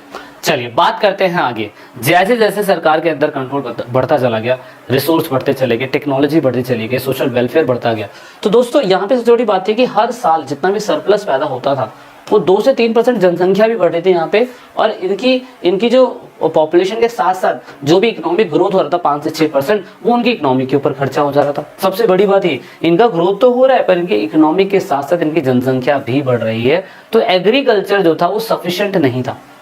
सफिशिएंट क्यों नहीं था भाई? देखिए, सरकारी बंदा या जिस भी बंदे का फील्ड है, जिस भी बंदे की जमीन है चाइना के अंदर, वो उगा रहा है, खेती कर रहा है, लेकिन वो उतनी एफिशिएंसी तरीके से नहीं कर सकता जितनी उसे करनी चाहिए, ताकि जनसंख्या जो बढ़ रही है वो जनसंख्या सभी लोगों के लिए वो प्रोडक्ट पूरा हो सके। इसलिए आप कहते हो ना, वुहान एक शहर है जहाँ से कोरोना आया था, वहाँ पे लोग कुत्ते खाते हैं, चूहे खाते हैं, बिल्ली खाते हैं। अबे जनसंख्या ही इतनी है, अगर सिर्फ गेहूं और चावल पे डिपेंड हो गया ना ये पूरा का पूरा चाइना, तो किसान यहाँ के मर जाएंगे। कितना बोलेंगे, बो ही नहीं पाएंगे। कितना बोलेंगे, कितना सुबह से लेकर शाम तक, या एक फील्ड के ऊपर 3-3 4-4 फ्लोर बना के भी खेती करें ना, तो आपको पता है कि ये वैसे भी चावल इतना खाते हैं, रोटी खाते नहीं, मोमोज खाते रहते हैं, और तो इन पे चावल का प्रोडक्शन बहुत ज़्यादा है। चाइना में वैसे भी चावल इतना ज़्यादा होता है, इसलिए चाइना का आप कह सकते हो कि चावल उगाने वाले किसान बहुत ज़्यादा मिलेंगे। तो कहने का मतलब यहाँ पे था कि यहाँ पे इनसफिशिएंट हो रहा था जो भी सरप्लस इंडस्ट्रीज के थ्रू या एग्रीकल्चर डिपार्टमेंट के थ्रू पैदा हो रहा था। तो सरकार का सर चकरा गया। अब सरकार ने कहा कि भैया ऐसे नहीं चलेगा, हमें कुछ ना कुछ पॉलिटिकल और इकोनॉमिक आइसोलेशन जो हमने इतने सालों से कर रखा है, हमें उसे खत्म करना पड़ेगा और हम उस पे स्टेप लेंगे। 1970 20 साल तक सरकार ने किसी से कुछ नहीं बोला। 1970 के बाद सरकार ने कहा चलो अब कुछ तूफानी करते हैं, और तूफानी जो करते हैं ना, सबसे पहला तूफानी इन्होंने ये करके दिखाया कि रिचर्ड निक्सन की सरकार अमेरिका के अंदर थी, उस टाइम पीरियड पे चाइना ने रिलेशन बनाया 1972 में सबसे पहले अमेरिका से। उन्होंने कहा आपसे हमारी अब्बा कट्टा हो रखी थी, खत्म करो, मिट्टी डालो, अब आगे बात करते हैं, नई दुनिया बसाते हैं, नए रूप रंग देखते हैं, आओ साथी हाथ बढ़ाते हैं। तो यहाँ पे अमेरिका के साथ 1972 के अंदर रिलेशन बनाया। 1973 के अंदर इन्होंने 4 पिलर पे मॉडर्नाइजेशन की बात करी। माओ जेडुंग उस समय के पहले प्राइम मिनिस्टर थे, और इन्होंने ही 1974 के अंदर 4 पिलर पे फोकस करा। इन्होंने कहा इसको हमें मॉडर्नाइज करने की जरूरत है, अगर हमने इसको मॉडर्नाइज कर दिया तो हमारी जनता जो भूखी मर रही है वो नहीं मरेगी। जैसे कि इंडस्ट्री सेक्टर के ऊपर, साइंस के ऊपर, एग्रीकल्चर के ऊपर, टेक्नोलॉजी के ऊपर और मिलिट्री के ऊपर, इन सबको हमें प्राइवेट नहीं मॉडर्नाइज करने की जरूरत है, और ज्यादा मॉडर्नाइज कर देंगे, क्योंकि अब तो अमेरिका से रिलेशन बन गया ना, अमेरिका से रिलेशन बन गया तो अमेरिका कुछ ना कुछ टेक्नोलॉजी देगा रे बाबा। तो जो भी टेक्नोलॉजी देगा वो ये लोग, चाइना के लोग, अपने टेक्नोलॉजी को इंडस्ट्रीज पे, एग्रीकल्चर पे, इन सब पे करेंगे अच्छी तरीके से। और उसके बाद 1978 के अंदर डैंग शियोपिंग जो है, इन्होंने वहाँ के foreign minister, finance minister, advisory minister है, एडवाइजरी चेयरमैन है डैंग शियोपिंग, और इन्होंने बहुत अच्छी तरीके से कहा कि भैया आप मॉडर्नाइज तो कर रहे हो, मॉडर्नाइज करो, मुझे कोई दिक्कत नहीं है, लेकिन मॉडर्नाइज करने के लिए आपको हायर प्रोडक्टिविटी जनरेट करनी पड़ेगी, बाहर से कैपिटल इन्वेस्टमेंट लाना पड़ेगा, टेक्नोलॉजी लाओगे तो बाहर का फॉरेन ट्रेड आएगा, क्या आप उसके लिए तैयार हो? तो भाई चाइना ने कहा यस, मोस्ट वेलकम, आओ, आपके खुंडी मत खड़काओ राजा, सीधा अंदर रहो राजा। तो यहाँ पर यही हुआ कि बाहर की कंट्रियाँ आई और पूरे चाइना के अंदर पूरी तरीके से कैपिटल इन्वेस्टमेंट करना चालू कर दिया। जब कैपिटल इन्वेस्टमेंट कर दिया चालू, तो 82 के अंदर एग्रीकल्चर को प्राइवेट करा, 1988 के अंदर इंडस्ट्रीज को प्राइवेट करा, और उस हिसाब से इन लोगों ने बाहर की कंट्री के लिए स्पेशल इकोनॉमिक जोन बनाने चालू करे। उन्होंने कहा जितनी भी कंट्री आना चाहती है आ जाए, जितनी भी कंट्री इन्वेस्टमेंट करना चाहती है आ जाए, उन सभी के लिए स्पेशल इकोनॉमिक जोन बनाया जा रहा है। So these all are the reason, इसीलिए इकोनॉमिक इतनी तेजी से इनका बूस्ट हुआ जिसका कोई कहना नहीं। 2001 के अंदर विश्व व्यापार संगठन WTO के अंदर इन लोगों ने पार्टिसिपेट कर लिया। तो दोस्तों ये पूरी तरीके से सारी पॉलिसीज थी। अब इस हिसाब से रीजनल लेवल पर और इंटरनेशनल लेवल पर चाइना छा गया, है ना। वो आपने डायलॉग सुना होगा रणछोड़ दास चांजर का कि गॉड तुसी ग्रेट हो, तोहफा कबूल करो। तो चाइना तोहफा कबूल करने का मतलब ये था कि चाइना इतना ज़्यादा आगे बढ़ गया कि ये UN का पार्ट बन गया, UN का पार्ट बन गया, और UN का परमानेंट मेंबर का पार्ट बन गया। इसलिए आपको पता होगा एफ रेस के बारे में मैंने आपको बताया था, फ्रांस, रशिया, अमेरिका एंड सी से चाइना, ये UN के परमानेंट बॉडी का हिस्सा बन गया, इसलिए इंटरनेशनल लेवल पे भी आगे चला गया। अब चाइना के कुछ अच्छी बात भी और कुछ बुरी बात भी है। अच्छी बात क्या है, सबसे पहले अच्छी बात देखते हैं। देखो सॉरी, बुरी बात है, अच्छी बात नहीं है, बुरी बात है। अच्छी बात तो हम सारी पढ़ी रहे हैं। इनके बहुत सारे लोग हैं जिनको सभी को रोजगार नहीं मिला। वुमेन्स का एम्प्लॉयमेंट लेवल बहुत गंदा आज भी है, कंडीशन वर्कर्स की बहुत गंदी है। एनवायरमेंट डिग्रेडेशन बहुत ज्यादा है, करप्शन बहुत ज्यादा है, इनइक्वालिटी समाज में बहुत ज्यादा है। एनवायरमेंट डिग्रेडेशन के बारे में तो पढ़ा होगा कि चाइना में जगह जगह पे ऑक्सीजन के बूथ लगे हुए हैं। वो ऑक्सीजन के बूथ इसलिए लगे हुए हैं क्योंकि भाई ये सारे के सारे लोग जो हैं पूरी तरीके से इतना ज़्यादा इंडस्ट्रियलाइजेशन कर चुके हैं कि प्रदूषण बहुत है। आर्टिफिशियल बादल बना रखे हैं कि बारिश हो, प्रदूषण खत्म हो। एक बुरी बात है। दूसरी बुरी बात आप कह सकते हैं, इसके साथ जो इसकी दूसरी कंट्री के साथ रिलेशन है, इसके आसपास में दूसरी कंट्री के साथ रिलेशन भी खराब है। जैसे जापान के साथ खराब है, यूएस के साथ, आसियान के साथ तो है ही, रशिया के साथ शुरू से था। इसकी वजह से इसका इकोनॉमिक टेम्पर है ना, मतलब जो व्यापार है वो बड़ा इम्पैक्ट होता है। उसके बाद इसने ताइवान के साथ जो मतभेद है उसको भी सॉल्व करने चाहिए। उसके बाद कंट्रीब्यूशन स्टेबिलिटी को अगर हम देखें तो फाइनेंशियल क्राइसिस 1997 के अंदर इसको देखने को मिला था अपनी कंट्री में। इसकी वजह से इसके दूसरी कंट्री के साथ रिलेशन खराब हो गया। अब एज यूजुअल क्योंकि हम इस चैप्टर को पढ़ रहे हैं तो हमें पता होना जरूरी है कि हम क्यों पढ़ रहे हैं। इंडिया चाइना आपको पता है कि हमारे को पूरी तरीके से कॉलोनियल पीरियड से पहले हम इस कंट्री को नहीं जानते थे, लेकिन अच्छे रिलेशन बनाने के बाद जैसे ही अंग्रेजी सरकार यहाँ से छोड़ के गई तो हमने कहा चलिए सीमा पार मित्र से मिल के आते हैं। और मिल के आए तो आपको पता ही है, यहाँ पे शुरुआती समय में हमने हिंदी चीनी भाई भाई का नारा लगाया था। और आपको पता है फिर हमने पंचशील एग्रीमेंट भी करा था। पंचशील एग्रीमेंट के बारे में आपको आगे जानने को काफ़ी अच्छा मिलेगा। जैसे ही हमने माओ जेडोंग की सरकार और नेहरू जी ने, माओ जेडोंग अभी हमने नाम सुना, अभी हमने जू एन लाई नाम सुना, इन दोनों ने एक रिलेशन करा। इन लोगों ने क्या करा, एक संधि करी। कौन सी? 24 अप्रैल, याद रखिएगा 24 अप्रैल 1954, पंचशील एग्रीमेंट।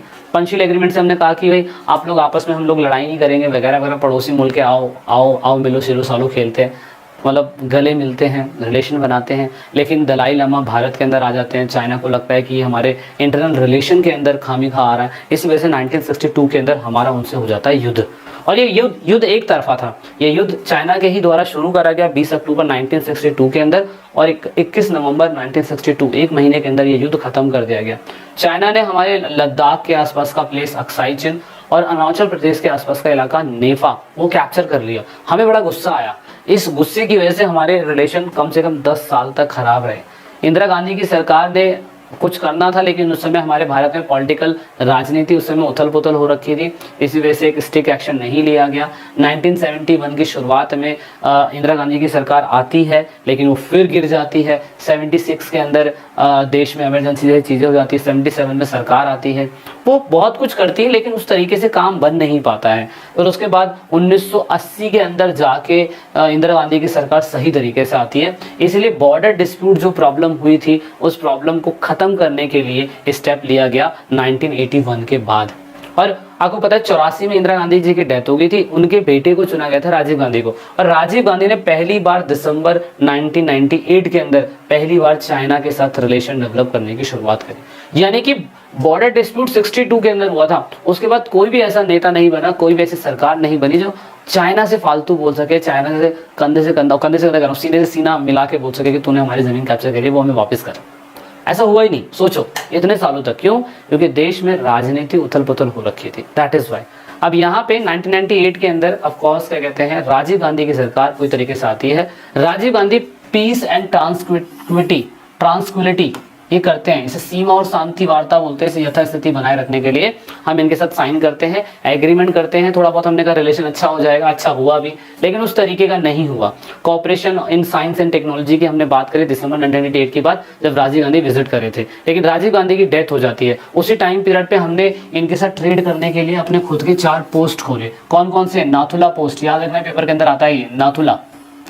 उसके बाद Shipki La and then Lipulekh pass, and then उसके बाद नेपाल और चाइना के साथ ट्रेड करने के लिए हमारे पास ये सारे पासेस थे।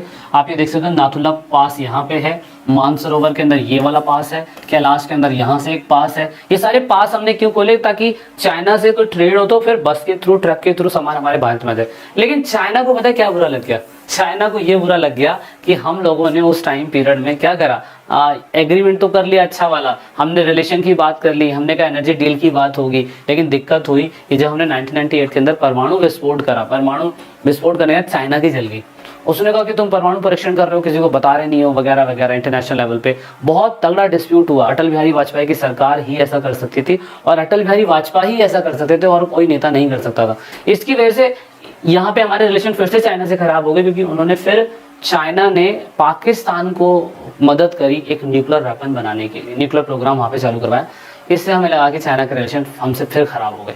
लेकिन ऑफ कोर्स फिर कोई सरकार नहीं आ पाई ढंग से जो अच्छे स्टेप ले सके। मनमोहन सिंह की सरकार आई थी उसके बाद, लेकिन मनमोहन सिंह की सरकार ने ज़्यादा कुछ नहीं करा रिलेशन अच्छे बनाने के लिए। लेकिन 2014 के अंदर फाइनली आपको पता है एक नेता आते हैं मोदी जी।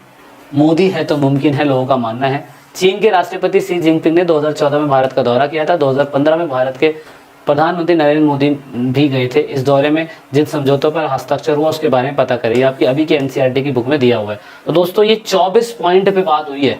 अभी 24 पॉइंट आपके पेपर में कभी नहीं आने वाले, लेकिन फॉरेन मिनिस्टर उनसे बात हुई कि हम 24 चीज़ों पे बात करेंगे। अब तो खैर कहा जाता है कि ऐसा कुछ वॉर होगा नहीं, लेकिन फिर भी हमें अपने चेक पोस्टों पे, अपने क्या कहते हैं जहाँ से इनका बॉर्डर डिस्प्यूट चलता रहता है, वो हम देखते रहते हैं कितने अंदर तक आगे इन्होंने कॉलोनी बना ली। न्यूज़ कितनी वायरल होती है, आपकी एनसीईआरटी के अंदर बता रखा है, लेकिन रियलिटी अगर आप टीवी देखो ना तो जहाँ जहाँ पे ये पोस्ट बनाई गई है, जहाँ जहाँ पे ये हमने पासेस बनाए हुए हैं, वहाँ वहाँ पे हमें डिस्प्यूट देखने को मिलते हैं आज भी। अगर आप करंट अफेयर को देखें तो एनसीईआरटी में तो हर दिन चीज़ें प्रिंट नहीं की जा सकती है ना। तो इसी वजह से चाइना के साथ अभी भी हमारे खास रिलेशन नहीं है। अगर आप वीडियो के अंदर शी जिनपिंग को चाय पीते हुए देख रहे हो मोदी जी के साथ, तो आप गलत फहमी में जी रहे हो, क्योंकि मीडिया टोटली गलत बताती है।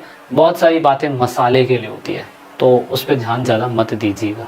ओके, ये एनसीईआरटी के अंदर मेंशन नहीं है। अब ये एनसीईआरटी के अंदर अगर मेंशन नहीं है तो ऑफकोर्स हमें इसको पढ़ने की ज़रूरत है। तो दोस्तों आइए पढ़ते हैं टॉपिक ब्रिक्स। जो बच्चे एसएससी की तैयारी कर रहे हैं, यूपीएससी की तैयारी कर रहे हैं या दूसरे कंपटीशन के एग्जाम की तैयारी कर रहे हैं, उनके लिए भी ये टॉपिक बहुत इंपॉर्टेंट होने वाला है।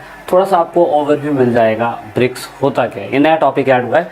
आप सभी को ये नोट्स चाहिए तो आप ईपी फैमिली के साथ जुड़ सकते हैं, नहीं तो टेलीग्राम अकाउंट के साथ साथ इंस्टाग्राम अकाउंट है जहाँ पर आपको इसकी पूरी की पूरी नॉलेज मिल जाएगी। अब बात करते हैं आपकी ब्रिक्स से।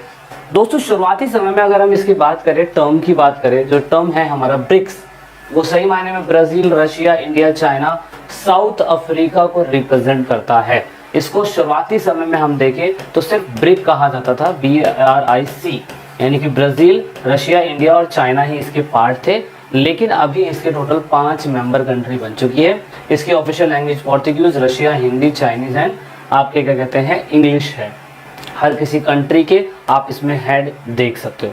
लेकिन 2009 के अंदर ये ब्रिक्स से ब्रिक्स बन गया। ठीक है, तो मतलब 2009 के अंदर कौन सी कंट्री ऐड हुई? लास्ट कंट्री क्या कहते हैं साउथ अफ्रीका, लास्ट कंट्री आपको दिखाई दे रही है, ये ऐड हुई। क्योंकि शुरुआती समय में सिर्फ ये 2006 तक ब्रिक था। ठीक है, इतना आपको क्लियर होना चाहिए। शुरुआती समय में 5 कंट्री, शुरुआती समय में 4 कंट्री यानी कि BRIC, और उसके बाद 2006 के बाद एक नई कंट्री ऐड हुई, उसको बोला जाता है क्या कहते हैं ब्रिक्स, यानी कि साउथ अफ्रीका। और इसी वजह से जब से इसका नाम बन गया ब्रिक्स। अब आपको क्या लग रहा होगा कि यार ये टॉपिक नया सरकार ने क्यों ऐड करा और ऑफकोर्स हमें पढ़ने की ज़रूरत क्यों है। तो जैसा कि मैंने आपको पहले भी इसको समझाने की कोशिश करी थी, मैं दोबारा से आपको समझा दूँ। हमें ये पता था कि दुनिया के अंदर वर्ल्ड वॉर सेकेंड चल रहा था, और वर्ल्ड वॉर सेकेंड के टाइम पीरियड पे जर्मनी जो था वो मोस्ट पावरफुल कंट्री में से एक आता था। भाई यूके को भी उससे डर लग रहा था और यूएसए को भी उससे डर लग रहा था। तो लेकिन सेकेंड वर्ल्ड वॉर कैसे न कैसे करके ख़त्म हुआ, और सेकेंड वर्ल्ड वॉर के बाद 1955 से लेकर 1990 तक हमारे पूरी वर्ल्ड के अंदर कोल्ड वॉर चलता रहा। और वो कोल्ड वॉर पूरी तरीके से यूएसए के बीच में और यूएसएसआर के बीच में एक आइडियोलॉजिकल युद्ध था, है ना। 1991 के अंदर जाके पूरी तरीके से यूएसएसआर क्या होता है, वो हो जाता है ख़त्म, और इसकी जगह ले लेता है रशिया इसकी जगह ले लेता है। इस हिसाब से दुनिया के अंदर सबसे पावरफुल कंट्री बनती है यूएसए। अब अगर ये दुनिया की सबसे ज़्यादा पावरफुल कंट्री 1990 के बाद बनती है, तो क्या इसको चैलेंज करने के लिए कोई कंट्री नहीं है क्या इसको कोई चैलेंज नहीं कर सकता? इसी को ही ऑल्टरनेट सेंटर ऑफ पावर बोलते हैं। तो हमने सेकंड चैप्टर में जो पढ़ा था, हमने सेकंड चैप्टर के अंदर पढ़ लिया कि अगर यूएसए को कोई चैलेंज कर सकता है तो वो 2 ही चीज़ है, एक थी यूरोपियन यूनियन, और हमने पढ़ा था आसियान के बारे में कि सत्ता के अलग से 2 केंद्र हमें देखने को मिलते हैं। ठीक है, इतना आपको क्लियर है?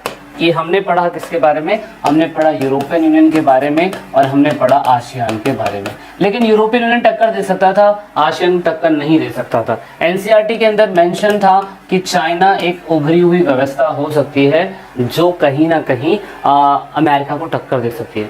तो असल में अमेरिका को कोई अकेली एक कंट्री टक्कर नहीं दे सकती, चाहे तो चाइना दे सकती है, बट ऐसा फिक्स नहीं कि चाइना टक्कर देगी। तो इस हिसाब से आपकी एनसीईआरटी के अंदर एक नया टॉपिक जोड़ा गया जिसे ब्रिक्स कहा गया, और उसके साथ साथ नई उभरती हुई पावरफुल कंट्री रशिया और उसके बाद इजराइल के बारे में बताने की कोशिश करी गई। और प्लस में इन कंट्रियों के साथ इंडिया का रिलेशन कैसा था ये भी दिखाने की कोशिश करी गई। यानी कि जो न्यू टॉपिक ऐड करे गए वो जानबूझ के ऐड करे गए कि एनसीईआरटी के जो बच्चे हैं, जो 12th क्लास के बच्चे हैं, उनको ये समझ में आ सके कि भैया जो ब्रिक्स है वो बनाया ही इसलिए गया था कि यूरोप में जितनी भी कंट्री पावरफुल है, खासकर अमेरिका, जो साउथ अमेरिका, नॉर्थ अमेरिका को पूरी तरीके से डोमिनेंस कर रही है, उनको हराने के लिए आप नोटिस करोगे ब्रिक्स बनाया गया। और ब्रिक्स में जानबूझ के देखो इंडिया को, यूएसए को नहीं रखा गया है ना, उन्होंने रशिया को रख लिया, उन्होंने इंडिया को रख लिया, उन्होंने चाइना को रख लिया, उन्होंने साउथ अफ्रीका को रख लिया। लेकिन यहाँ पे यूके को नहीं रखा, फ्रांस को नहीं रखा, यूएसए को नहीं रखा। क्यों? क्योंकि उन्हीं को तो हराना है। So that is why topic हमारे लिए जानना जरूरी है। ओके, पहली बात तो देखो जानना जरूरी इसलिए, पढ़ रहे हो तो पता तो होना चाहिए क्यों पढ़ रहे हो। चलिए, तो ब्रिक जो है ब्रिक्स बना 2009 के अंदर। देन फाइनली इसके ऑब्जेक्टिव के ऊपर बात हुई।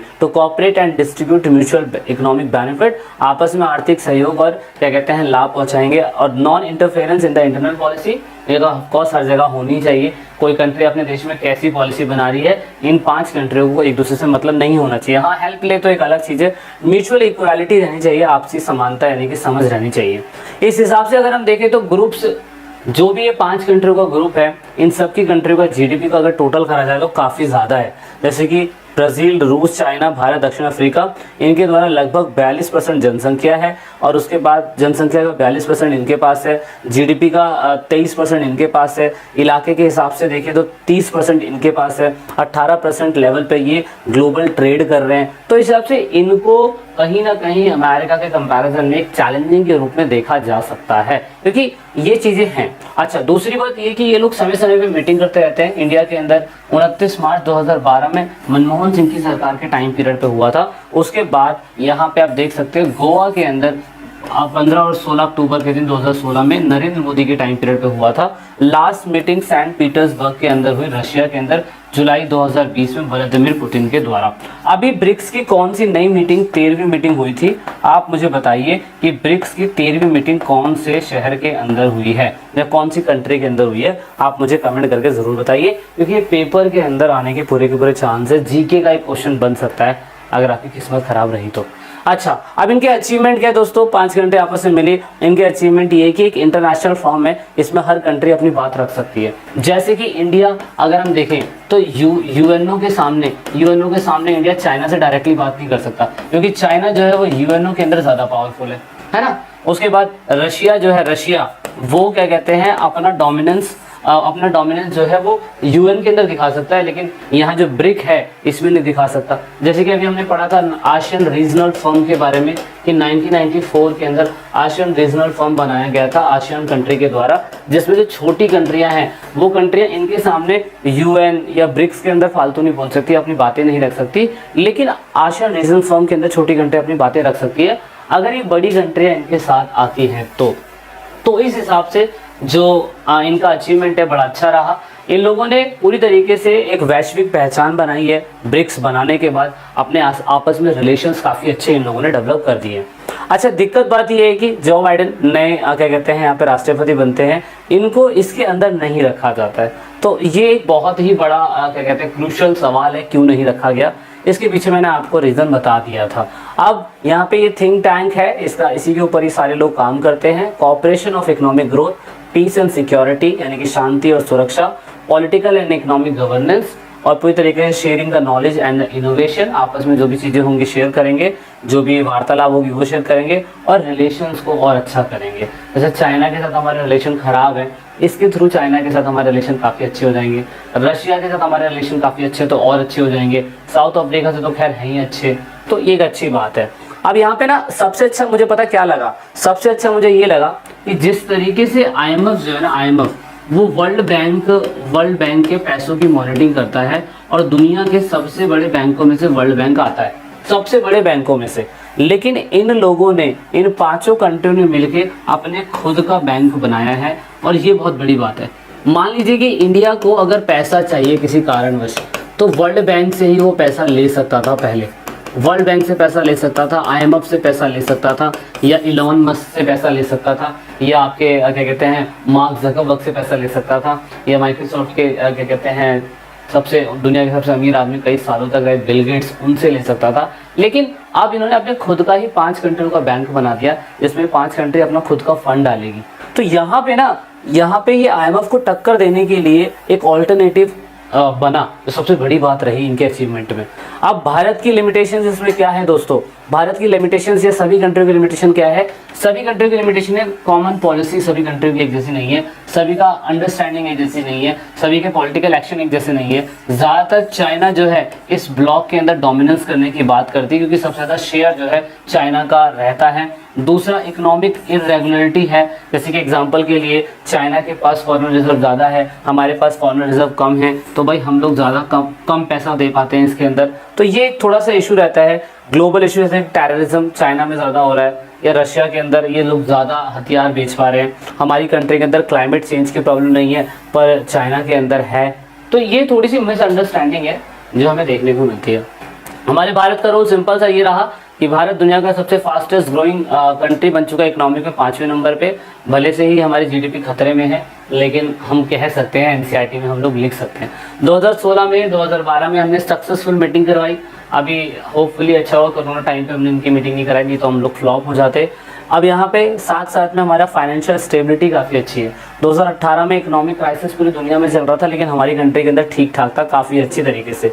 इंडिया ने सक्सेसफुल स्पेस प्रोग्राम भी लॉन्च करा मार्स पे जाने के लिए। अभी हमने चंद्रयान 3 लॉन्च करा है, चंद्रयान 2 फ्लॉप हो गया था, लेकिन फिर भी ऐसे सैटेलाइट हम लॉन्च करते रहते हैं। इससे हमारा पता चलता है कि हम लोग ग्लोबल इकोनॉमिक में काफ़ी आगे जा रहे हैं। तो ये this is all about the BRICS. आप चाहो तो इतना लिख सकते हो पेपर की पॉइंट ऑफ व्यू से। एनसीईआरटी के अकॉर्डिंग ये चीज़ें मेंशन एनसीईआरटी की बुक में नहीं करा गया, लेकिन इस बार के एग्जाम में इस टॉपिक के ऊपर बहुत सारे क्वेश्चन पूछे जाते हैं।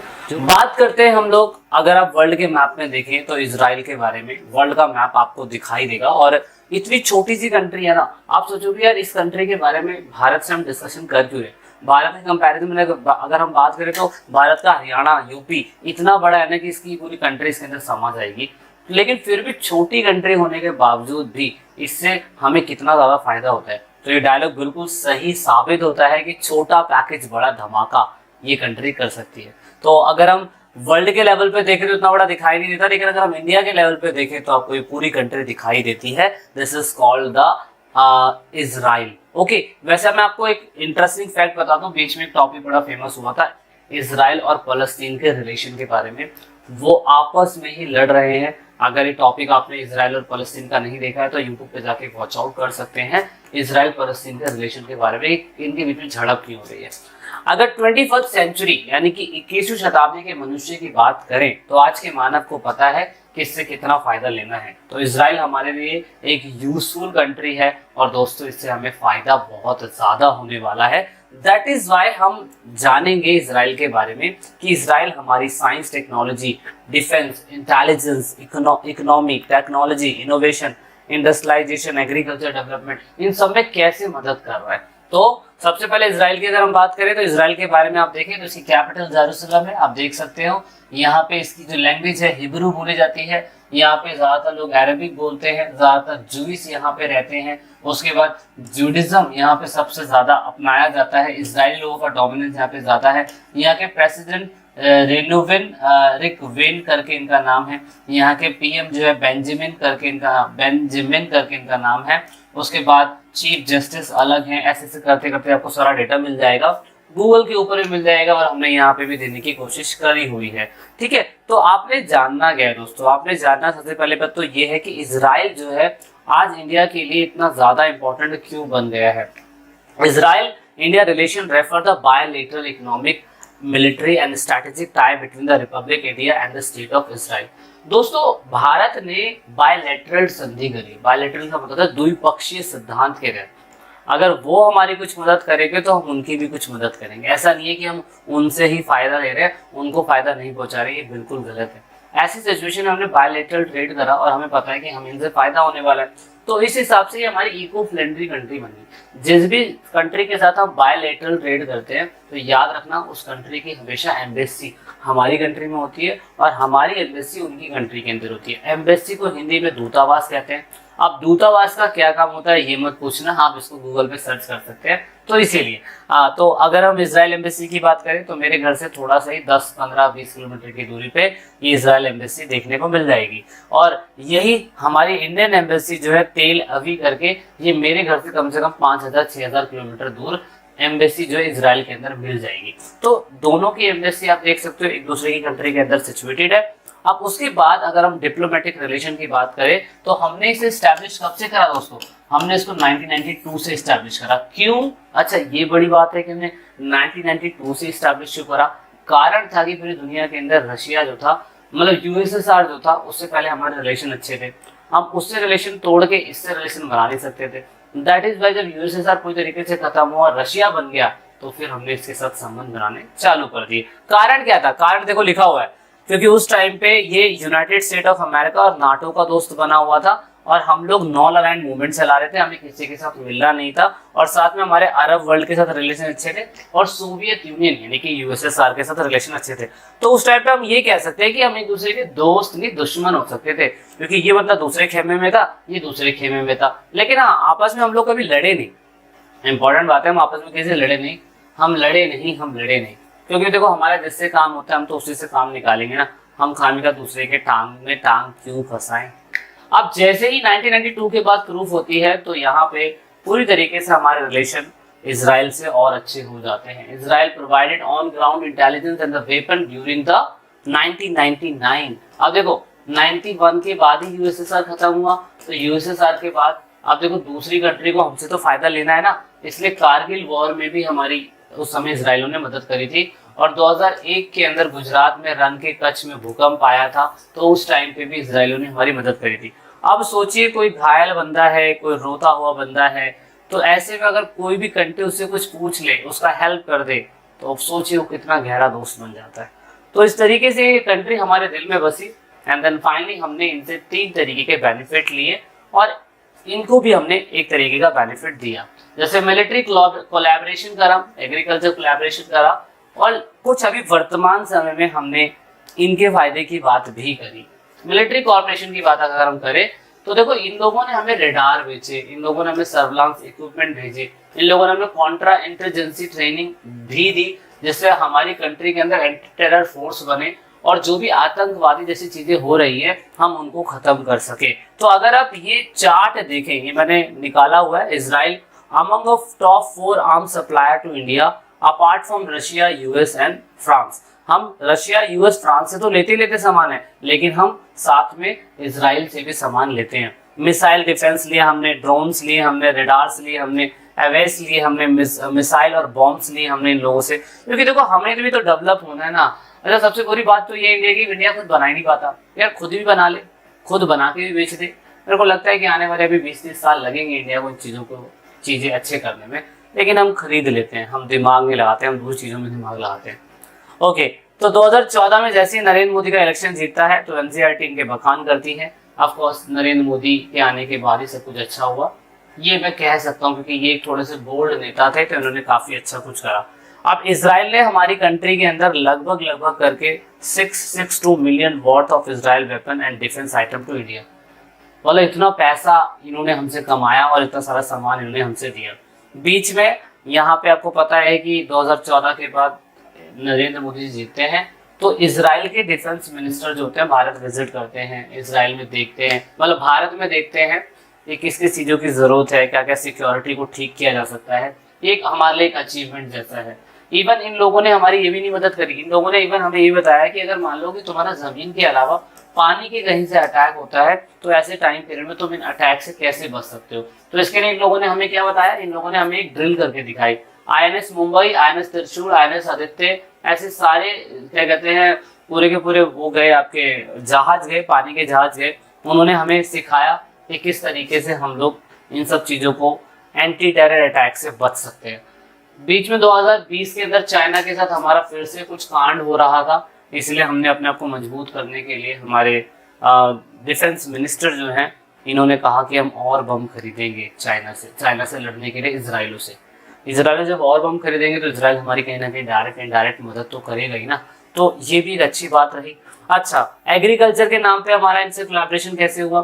2008 के अंदर दोनों ने डेयरी फार्मिंग, कृषि को और छोटे लेवल पर सिंचाई पे फोकस करने के लिए दोनों ने एक दूसरी कंट्री के अंदर $50 मिलियन जो है खर्च किए। और इससे फायदा क्या हुआ? इससे फायदा ये हुआ कि 2011 में भी इन लोगों ने हमारे साथ वाटर सिस्टम को अच्छा करने के लिए एग्रीमेंट साइन कर लिया। बदले में इन लोगों ने क्या करा? बदले में इन लोगों ने करा कि 2014 के बाद ये कहा कि देखो हमारी कंट्री के अंदर भी क्या कहते हैं एग्रीकल्चर करने की टेक्निक छोटे लेवल पे है, हम आपके किसानों को फ्री ट्रेनिंग दे सकते हैं, हम उनको सिखा सकते हैं कि वो किस तरीके से एग्रीकल्चर को और अच्छा कर सके। मतलब ऐसा देश जो कई सालों से खेती कर रहा है और ये कंट्री आएगी हमें सिखाने के लिए। लेकिन मैं कह सकता हूँ हमारे यहाँ का किसान पुराने तरीके से खेती कर रहा है, ये शायद से नए तरीके से बताएंगे, कुछ अच्छे लेवल पे बताएंगे, तो ये भी एक अच्छी बात है। लीज डेवलपमेंट की बात करें तो 2017 के अंदर हमने टूरिज्म इनकी कंट्री में बहुत बढ़ाया। 2018 तक मैं कह सकता हूँ कि क्या कहते हैं एवरी मंथ जो है यहाँ पे 40,000 टूरिस्ट और इजराइल घूमने के लिए जाते हैं। हमने फ्लाइट्स बनाई न्यू दिल्ली से लेके तेल अवीव तक, ये 7 घंटे के अंदर आपको पहुंचा देती है। इससे आप वहाँ विजिट कर सकते हो, वहाँ का सामान खरीद सकते हो, वहाँ की चीजें खा सकते हो, पी सकते हो, मौज कर सकते हो, घूम सकते हो, है ना। तो एक अच्छी बात है। इंटरनेशनल फ्लाइट कभी मौका मिले तो जरूर जाइएगा घूमने के लिए, मुझे भी मौका मिलेगा तो मैं भी जरूर जाऊंगा, ठीक है। So this is all about the Israel relation with India. I hope आपको पूरा एक ओवरव्यू मिला होगा कि किस तरीके से जहां से भी क्वेश्चन आएगा ना यहीं से क्वेश्चन आएगा, कुछ एक्स्ट्रा पढ़ने की जरूरत नहीं है आपको। सो गाइस दिस साइड और विजय है, ये पाठशाला में आप इंडिया इजराइल रिलेशन के बारे में पढ़ रहे थे। आई होप आपको टॉपिक क्लियर समझ में आया होगा। कौन सा पार्ट बेस्ट लगा मुझे कमेंट जरूर करिएगा। मिलते हैं नेक्स्ट वीडियो में जल्दी, जब तक के लिए जय हिंद, जय भारत, वंदे मातरम।